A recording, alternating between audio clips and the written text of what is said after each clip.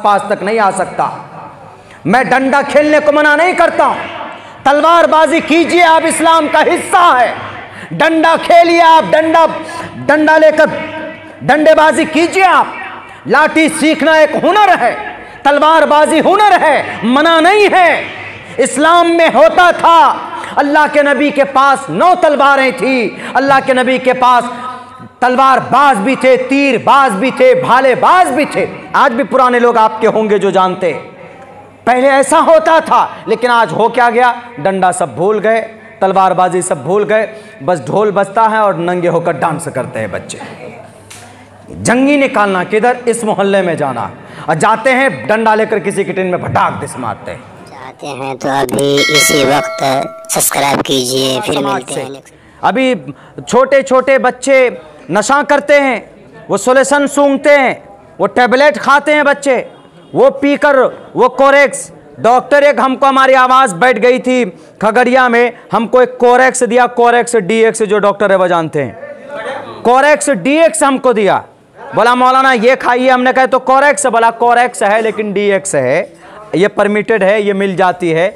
हमको दिया पीने के लिए, 2 ठेपी पीकर हम जो सोए हैं जनाब तकरीर नहीं कर पाए। क्यों? उसमें भी इतना नशा था।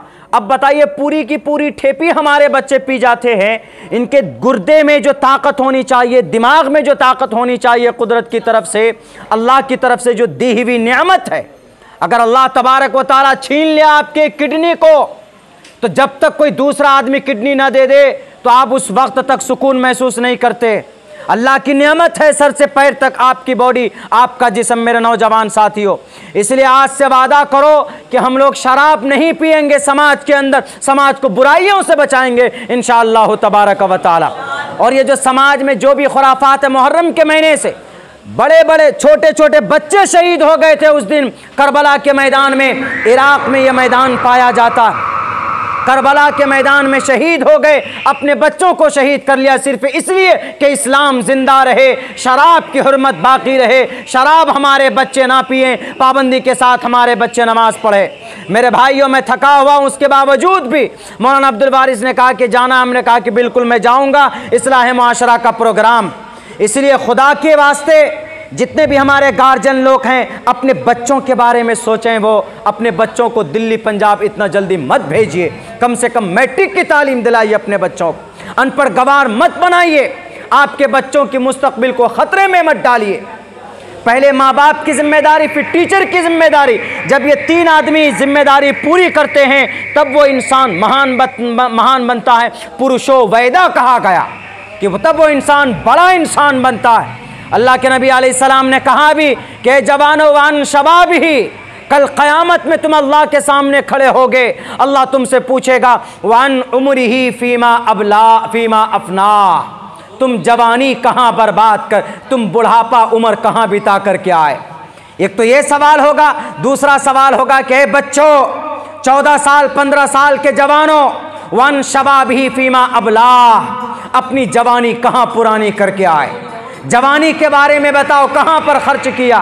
तुम्हारे सामने में अजान होती थी, तुम नमाज पढ़ने गए, तुम्हारे सामने में बुराइयां बयान की जाती थी शराब की, तुम शराब से दूर हुए, तुम्हारे सामने में मस्जिद थी, तुम नमाज पढ़ने गए, तुम्हारे सामने में बूढ़े माँ बाप थे, तुमने उनकी खिदमत की। ढोल बजाते हैं, डांस करते हैं, सोचते हैं कि भाई इस्लाम का बहुत बड़ा फरीज़ा अदा हो गया। जब तक ढोल बजता है, रहमत का फरिश्ता आपके आसपास तक नहीं आ सकता। मैं डंडा खेलने को मना नहीं करता, तलवारबाजी कीजिए, आप इस्लाम का हिस्सा है। डंडा खेलिए आप, डंडा लेकर डंडेबाजी कीजिए आप। लाठी सीखना एक हुनर है, तलवारबाजी हुनर है, मना नहीं है। इस्लाम में होता था, अल्लाह के नबी के पास 9 तलवारें थी, अल्लाह के नबी के पास तलवार बाज भी थे, तीर बाज भी थे, भाले बाज भी थे। आज भी पुराने लोग आपके होंगे जो जानते, पहले ऐसा होता था। लेकिन आज हो क्या गया, डंडा सब भूल गए, तलवारबाजी सब भूल गए, बस ढोल बजता है और नंगे होकर डांस करते हैं बच्चे। जंगी निकालना किधर, इस मोहल्ले में जाना, और जाते हैं डंडा लेकर किसी की टिन में भटाक दिस मारते हैं। ये बिल्कुल जायज़ नहीं। आपको मैं ढोल तो बिल्कुल परमिशन नहीं इस्लाम में, जिनकी परमिशन ना, मैं बिल्कुल मना नहीं करूँगा कि आप तलवारबाजी मत कीजिए, हम में से लाठीबाजी मत कीजिए। हम में से कितने लोग ऐसे हैं, कितने नौजवान ऐसे हैं जो तलवारबाजी नहीं जानते।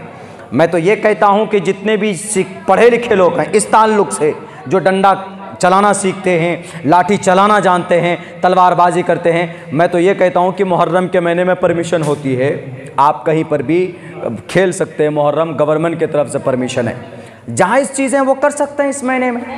आप कहीं किसी मैदान में चले जाएं, गांव से बाहर थोड़ा निकल कर चले जाइए, ढोल मत ले जाइए, कोई ज़रूरत नहीं है।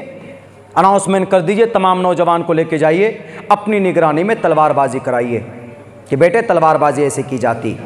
And to self defence according to the Indian constitution, Indian Supreme Court, it's your fundamental rights. Bharat का संविधान कहता है कि अपनी प्रोटेक्शन के लिए, सेल्फ डिफेंस के लिए तलवार सीखना, छुरी को अपने साथ में सीखना, डंडाबाजी सीखना, आपको कोई मना नहीं कर सकता, कोई पुलिस वाला मना नहीं कर सकता। इस्लाम में इसका एक मकाम भी। सहाबा किराम जब तलवारबाजी करते थे तो अम्मा आयशा ईद के दिन, खुसूसी तौर पर ईद के दिन, अम्मा आयशा अल्लाह के नबी के कंधे पर ऐसे पीछे से सर रख कर देखती थी कि किन की तलवारबाजी अच्छी। तो इससे ये पता चलता है कि तलवारबाजी मना नहीं है। ढोल बजाकर, नचनिया बन के, पैंट खोलकर, चड्डी में पागलों की तरह मगरिब के टाइम के बाद होता है एकदम चढ़ा लेते। मेरे नौजवान दोस्तों, अगर आप इस बीमारी के मरीज़ हैं, अगर आप मरीज़ हैं, आप ऐसा करते हैं, मेरी बात आपको कड़वी लगती होगी। मेरे से बात छुपती नहीं है, कोई भी हो, हम बात छुप कर करना ही नहीं जानते, खोल कर बातें की जाती है। मैं आपको तकलीफ पहुंचती है तो माजरत करता हूं, क्यों? आपकी इस हरकत की वजह से इस्लाम बदनाम होता है। तलवारबाजी कीजिए आप, डंडेबाजी कीजिए आप, मना नहीं है, लेकिन शराब पीकर जंगी निकालते हैं, किसी की पेड़ तोड़ते हैं आप, किसी की बेड़ों को तोड़ देते हैं आप, और किसी की टीन पे मारते हैं आप। ईज़ाउल मुस्लिम हरामुन हरामुन हरामुन। बूढ़ा आदमी है, सो रहा है, मरीज है, हार्ट का पेशेंट है, आपने डंडा मारा टीन में, आप ये सोचते हैं कि जायज़ है। बिल्कुल जायज़ नहीं। अल्लाह पूछेगा वान शबाबिही फीमा अफना, कहां पर जवानी बिताए। मुहर्रम का महीना आया, इस महीने में इमाम हुसैन शहीद कर दिए गए, किस लिए? इस्लाम को जिंदा रखने के लिए। और आज तुम वो थे कि इस्लाम को बदनाम करने के लिए ढोल बजाते थे और शराब पीते थे। शराब पीने के बाद क्या होता है? शराब पीने के बाद आदमी की जो अकल होती है वो ख़त्म हो जाती है। देखते हैं शराबी जब चलता है किधर किधर चलता है, साइकिल लेके जाएगा तो कभी इधर गिर जाएगा, कभी उधर गिर जाएगा। शराबी को एक रास्ता तीन नज़र आता है। ये बिल्कुल मेडिकल रिपोर्ट है, देख लीजिए आप। शराब में कमी क्या है? शराब में कमी यह है कि पीने के बाद सबसे पहले उसका जो कॉमन सेंस होता है, जो उसके दिमाग का जो कनेक्शन होता है, उसको डिस्कनेक्ट कर देता है। वो भूल जाता है सामने कौन। कोई कहता है कि हज़रत हैं मौलाना अब्दुल बारी साहब, अच्छा अस्सलाम वालेकुम, एकदम ऐसे करके करते, सुनने के बाद उनको होश नहीं रहता कि मैं क्या बोल रहा हूँ, मैं क्या कर रहा हूँ। तो इसीलिए शराब पीने के बाद हर गुनाह करना उसके लिए बहुत आसान हो जाता है, उसकी अकल ख़त्म। वही शराब कोरेक्स शराब में ही आ जाता है। कोरेक्स, चूँकि शराब की पाबंदी है तो कोरेक्स पीते हैं, पूरी डब्बी पी लीजिए तो आप वैसे घुलटने लगिएगा। जैसे हम कोरेक्स DX पी लिए तो हमको जमशेद जौहर साहब बोल रहे हैं, एक मुकर्रिर आज है कि जो कोरेक्स पीकर तकरीर कर रहा है हमारे बारे में, मजाक के तौर पर बोले। वो बोले मौलाना अब्दुल्ला आज कोरेक्स DX दवाई खा कर के आए, बेचारे मेरी आवाज़ बैठी हुई थी तो वो दवाई भी खांसी के तौर पर आवाज़ बैठ जाती, उसके लिए इस्तेमाल होता है। तो 2 ठेपी पीने पे हमारी ये हालत थी, अब पूरा जो डब्बा डकार जाता है वो तो खुद के पैर को भी भूल जाता होगा कि मेरा ही पैर।